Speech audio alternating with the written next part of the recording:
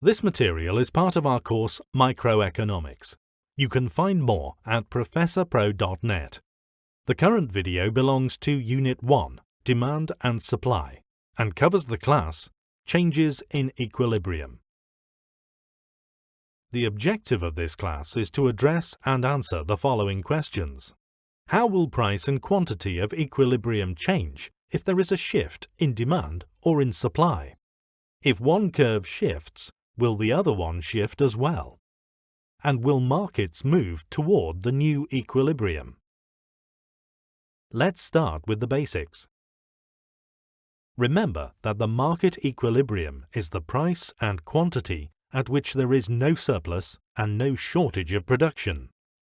A shift in demand or a shift in supply tends to change both the market price and quantity of equilibrium. Let's start by assuming that the market is currently in equilibrium. At the current price, quantity demanded and quantity supplied are equal. What would happen if, for example, the demand for orange juice increased? An increase in demand means that consumers wish to purchase more orange juice at the same price. If this were to occur, the market would not be in equilibrium anymore because there would be more quantity demanded than quantity supplied. Remember that we call this a shortage of production. Producers can take advantage of this increased demand by raising their prices. Now more firms would want to sell orange juice because of its increased profitability. In turn, this brings quantity supplied equal to the new quantity demanded, meaning the market is again in equilibrium. Starting again from the initial market equilibrium, what would happen if the supply for orange juice increased instead? An increase in supply means that producers wish to sell more orange juice at the same price. Once again, the market would not be in equilibrium, this time because there would be more quantity supplied than quantity demanded. Remember that we call this a surplus of production. Consumers can take advantage of the competition between firms and buy from firms that lower their prices. Now, more consumers would want to buy orange juice at these lower prices. In turn, this brings quantity demanded equal to the new quantity supplied, which means the market is again in equilibrium. Now let's see how these concepts can be represented in graphs. Remember that the market equilibrium is where demand and supply intersect. At that price, quantity demanded and quantity supplied are equal. If there is, for example, an increase in demand for orange juice, quantity demanded will become higher than quantity supplied if the price stays the same.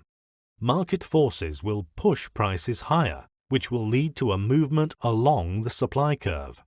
This continues until the market reaches the new equilibrium, where the shortage disappears. Note that both the price and quantity of equilibrium tend to increase with an increase in demand. The exact change in price and quantity depends on two factors. First, on how much the demand has changed, and second, on the slope of the supply curve. The inverse is true for a decrease in demand, where price and quantity of equilibrium tend to decrease.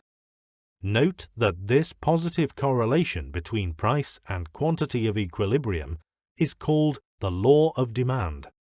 There are exceptions to this rule which will be covered later.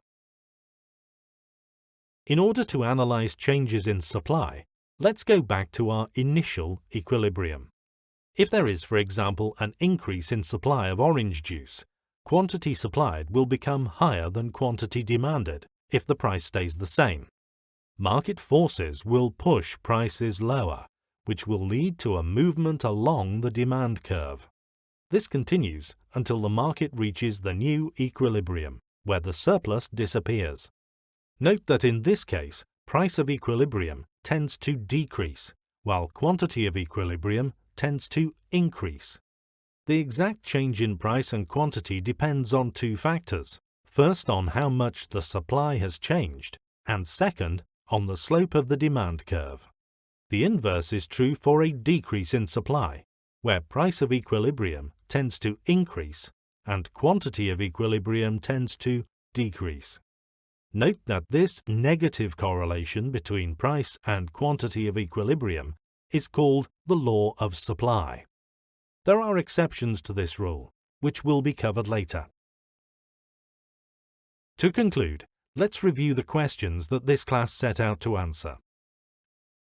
In this class, we saw that, in the case of a shift in demand, price and quantity of equilibrium tend to move in the same direction. Higher price and quantity for increases in demand, and lower price and quantity for decreases in demand.